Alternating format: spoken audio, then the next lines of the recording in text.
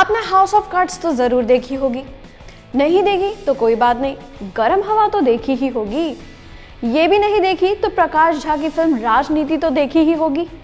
अगर आपने इन तीनों में से कुछ भी देखा है और पसंद किया है तो डेफिनेटली सैफ अली खान की तांडव देखने के बाद आपका मन कर रहा होगा कि आप अपने सीने में चाकू ही मार लें। भाई आपको लग रहा होगा कि मैं बहुत हार्श बातें कर रही हूं, लेकिन ये है दिल से एकदम ऑनेस्ट रिव्यू। मैं हूं शुभांगी और आइए आप और हम मिलकर करते हैं सैफ अली खान की वेब सीरीज तांडव का ऑनेस्ट एनालिसिस। देखिए, सबसे बड़ी प्रॉब्लम तांडव के साथ ये हो चुकी है कि अपने टीजर और ट्रेलर से ये सीरीज बड़ी प्रॉमिसिंग लग रही थी। काफ़ी लोग इसको इंडिया का हाउस ऑफ कार्ड्स मानकर चल रहे थे।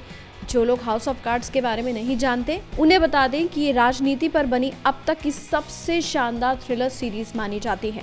लेकिन तांडव का स्क्रीन प्ले और कैरेक्टराइजेशन इतना बुरा है कि पूछिए मत।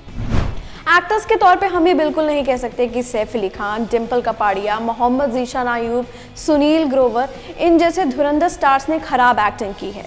लेकिन जब तांडव का प्लॉट ही चाइल्डिश है और कैरेक्टराइजेशन भी क्लियर नहीं है तो डिम्पल कपाड़िया, तिग्मांशु धुलिया, कुमुद मिश्रा जैसे धुरंधर स्टार्स का टैलेंट भी वेस्ट लगने लगता है। तांडव 9 एपिसोड की वेब सीरीज है। कहानी शातिर दिमाग समर प्रताप सिंह यानी सैफ अली खान के दांव पेच से शुरू होती है, जो प्रधानमंत्री बनने के लिए अपने पिता को जहर देकर मार डालता है। डिम्पल कपाड़िया यानी कि अनुराधा देश के प्रधानमंत्री की अनऑफिशियल गर्लफ्रेंड जैसी थी और फिर उनकी एंट्री के बाद राजनीति कैसे अलग अलग मोड़ लेती है, इसी की कहानी है तांडव।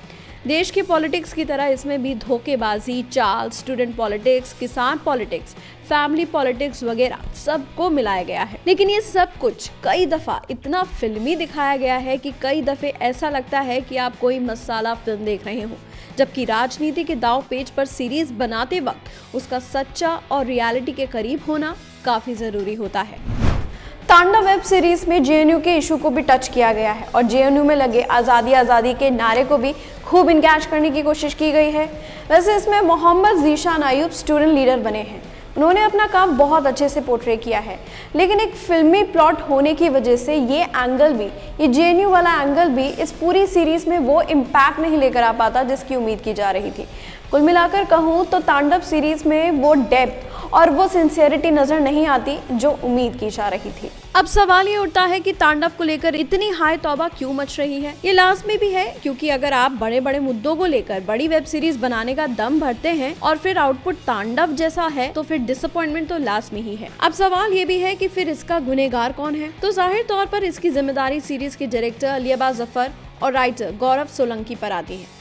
गौरव सोलंकी ने इससे पहले आर्टिकल 15 जैसी फिल्म लिख के अच्छा खासा नाम कमाया, लेकिन ऐसा लगता है कि तांडव लिखते वक्त गौरव कुछ ज्यादा ही जल्दी में थे।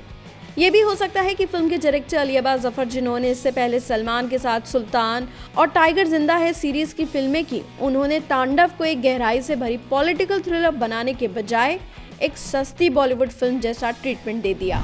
सच कहूँ तो तांडव सीरीज से मुझे बहुत उम्मीदें थी, लेकिन मेरा तो दिल ही टूट गया। और जब दिल टूटता है तो ऐसा ही ऑनेस्ट रिव्यू निकलता है। लेकिन ये रिव्यू तब तक ख़त्म नहीं होता जब तक आप लोग अपनी राय नहीं देते। आप भी हमें कमेंट सेक्शन में बताइए कि आपको तांडव सीरीज़ कैसी लगी। हो सकता है कि आप हमारे ओपिनियन से डिसएग्री करें, इसलिए आप भी कमेंट सेक्शन में अपना ओपिनियन ज़रूर दीजिएगा, क्योंकि इससे इस सीरीज़ के ओवरऑल रिव्यू को जानने में लोगों को एक ओपिनियन मिलेगा। और इसी के साथ कमेंट सेक्शन में आप इस सीरीज़ को अपने हिसाब से कोई भी और कैसी भी रेटिंग दे सकते हैं। और मैं शुभांगी अब लेती हूँ आपसे विदा और जल्द ही मिलूंगी ऐसे ही किसी ऑनेस्ट रिव्यू वीडियो के साथ।